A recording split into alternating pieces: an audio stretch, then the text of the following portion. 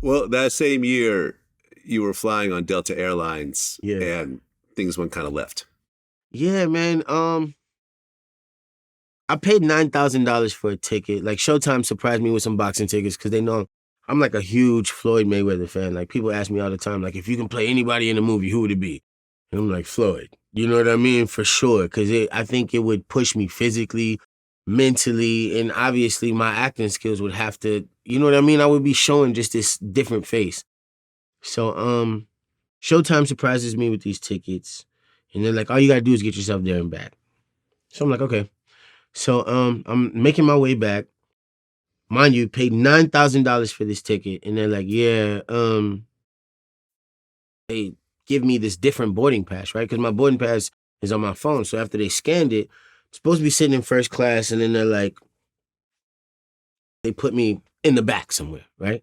So I've been double booked before, and like I've experienced all of that kind of stuff. You know what I mean?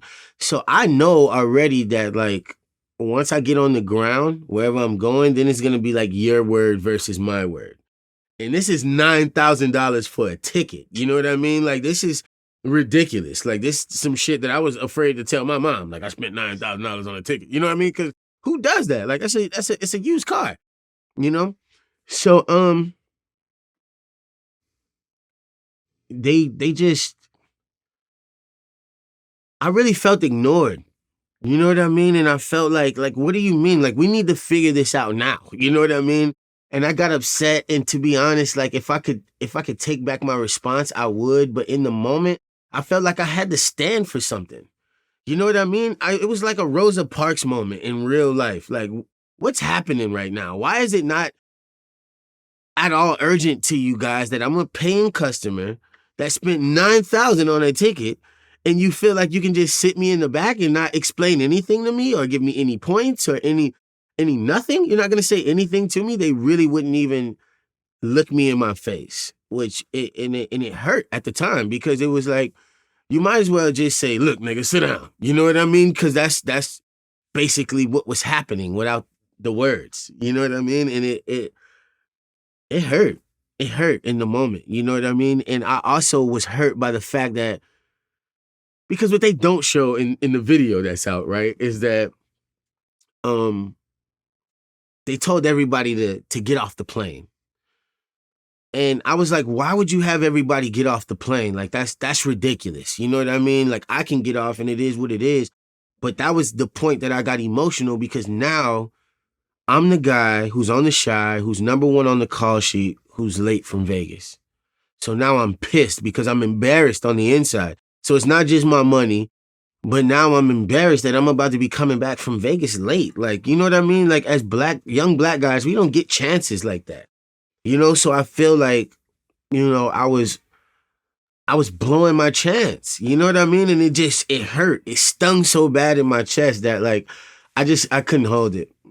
I couldn't hold it, you know? In moments I wish I might have reacted differently because what I've learned is that you can only control your actions. What other people do is what they do, and you can't control that.